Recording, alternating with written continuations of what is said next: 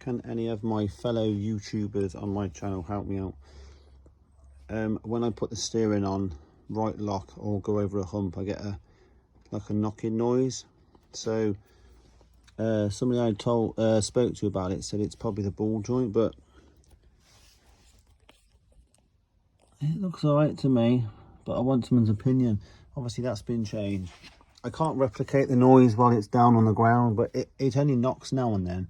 So I spoke to someone and he said just replace the whole arm, obviously, which covers the two bushes and the ball joint.